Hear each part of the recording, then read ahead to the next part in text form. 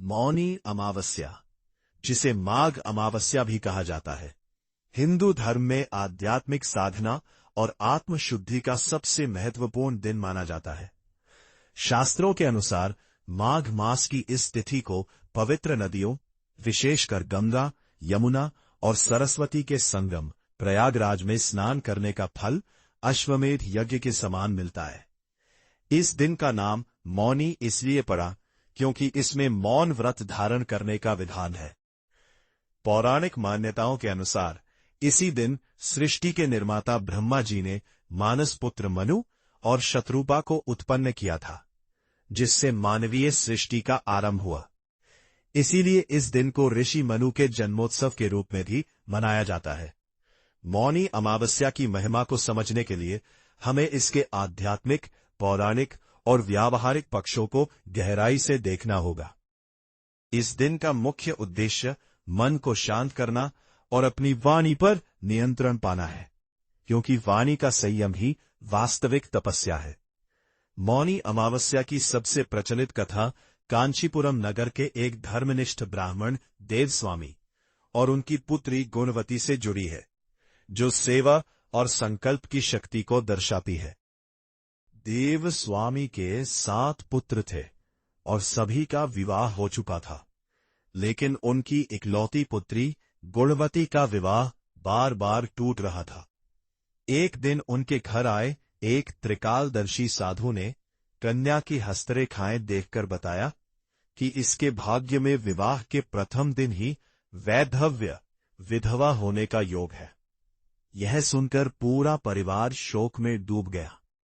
साधु ने इसका एक ही कठिन उपाय बताया कि यदि गुणवती सिंहल द्वीप में रहने वाली सोमा नाम की धोबिन की सेवा करे और उसका सिंदूर प्राप्त करे तो उसका यह दुर्भाग्य टल सकता है।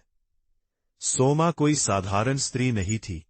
वह अपने पतिव्रत धर्म और निस्वार्थ सेवा के बल पर सिद्धियां प्राप्त कर चुकी थी। गुणवती अपने सबसे छोटे भाई के साथ उस दुर्गम यात्रा पर निकल पड़ी। राह में अनंत बाधाएं थी, लेकिन उसके मन में अपने सुहाग की रक्षा का अटूट संकल्प था।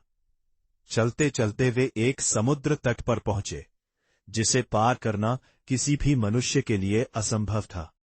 प्यास और थकान से व्याकुल भाई बहन एक विशाल पीपल के वृक्ष के नीचे विश्राम करने लगे।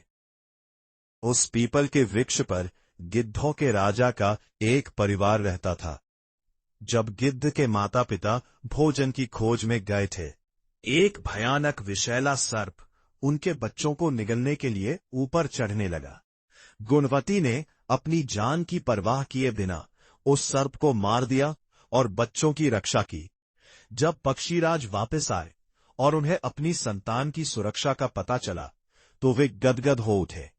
उन्होंने कृतज्ञता स्वरूप गुणवती और उसके भाई को अपनी पीठ पर बिठाकर पलक झपकते ही समुद्र पार कराकर सिंघल द्वीप पहुंचा दिया। सोमा धोबिन के घर पहुंचकर गुणवती ने अपनी पहचान नहीं बताई। वह जानती थी कि सिद्धि प्राप्त करने के लिए सेवा ही एकमात्र माध्यम है। उसने प्रतिदिन ब्रह्म मुहूर्त में सोमा के घर जाकर झाड़ू पोछा करना, आंगन लिपना और रसोई के काम गुप्त रूप से करना शुरू कर दिया। सोमा धोबिन यह देखकर चकित रह गई कि उसकी बहुओं के उठने से पहले ही घर कैसे चमकने लगता है। अंत में एक रात सोमा ने जागकर पहरा दिया और उस ब्राह्मण कन्या को सेवा करते हुए देख लिया। सोमा ने जब गुणवती के आने का कारण सुना तो उसका ममतामयी हृदय पिघल गया। उसने कहा कि वह उसके सुहाग की रक्षा के लिए अपना सर्वस्व न्यौछावर करने को तैयार है। सोमा ब्राह्मण परिवार के साथ उनके नगर पहुंची। संपन्न हो रहा था और वह अग्नि के फेरे ले रही थी। तभी काल की गति के अनुसार उसका पति अचानक निष्प्राण होकर गिर पड़ा। विवाह का उत्सव क्षण भर में मातम में बदल गया। तभी सोमा धोबिन आगे बढ़ी और उसने अपने तपोबल का आह्वान करते हुए अपनी मांग का सिंदूर गुणवती की मांग में भर दिया। सोमा ने अपने जीवन भर की पतिव्रता शक्ति को गुणवती के पति में प्रवाहित कर दिया, जिससे वह युवक पुनः जीवित हो उठा। लेकिन जैसे ही सोमा ने अपना पुण्य दान किया, सिंहल द्वीप में उसके अपने पति और पुत्रों के प्राण निकल गए। सोमा ने अपनी दिव्य दृष्टि से यह देख लिया, परंतु उसने विलाप नहीं किया। वह तुरंत घर की ओर लौटी। उस दिन मौनी अमावस्या की पावन तिथि थी। रास्ते में उसे एक पीपल का वृक्ष दिखा। उसके पास पूजा की कोई सामग्री नहीं थी, इसलिए उसने ईंट के छोटे छोटे 108 टुकड़े उठाए और उन्हें ही भगवान विष्णु का प्रतीक मानकर पीपल की परिक्रमा शुरू कर दी। उसने पूर्ण मौन धारण किया और मन ही मन ईश्वर से अपने परिवार की सुरक्षा की प्रार्थना की। अमावस्या के उस पवित्र दिन पर बिना कुछ बोले, केवल मानसिक जाप के साथ की गई उस पूजा का फल इतना महान था, घर पहुंचने से पहले ही उसके पति और पुत्रों में प्राणों का संचार हो गया। मौनी अमावस्या पर मौन रहने का आध्यात्मिक वैज्ञानिक कारण भी है। हमारे शास्त्र कहते हैं कि वाणी की ऊर्जा व्यर्थ करने से मन चंचल होता है, और जब हम मौन रहते हैं तो वह ऊर्जा अंतर्मुखी होकर हमारे आत्मबल को बढ़ाती है। माघ के महीने में सूर्य और चंद्रमा के बीच का कोणीय अंतराल ऐसा होता है कि वह जल को औषधीय गुणों से भर देता है। इसलिए प्रयागराज के संगम में इस दिन डुबकी लगाना केवल धार्मिक नहीं, बल्कि शारीरिक आरोग्य की दृष्टि से भी उत्तम माना गया है। इस दिन विशेष रूप से तिल, गुड़, गर्म वस्त्र, अन्न और स्वर्ण का दान करने का विधान है। दान का फल तभी मिलता है जब वह निस्वार्थ भाव से किया जाए। पौराणिक ग्रंथों में उल्लिखित है कि जो व्यक्ति मौनी अमावस्या को मौन रहकर गंगा स्नान करता है और पीपल के वृक्ष की सेवा करता है, उसके कई जन्मों के पाप नष्ट हो जाते हैं और उसे मोक्ष की प्राप्ति होती है। पीपल के वृक्ष को अश्वत्थ कहा जाता है, जिसमें ब्रह्मा, विष्णु और महेश तीनों का वास माना गया है। अमावस्या के दिन इसकी छाया में बैठकर किया गया दान और जप अनंत गुना फल प्रदान करता है।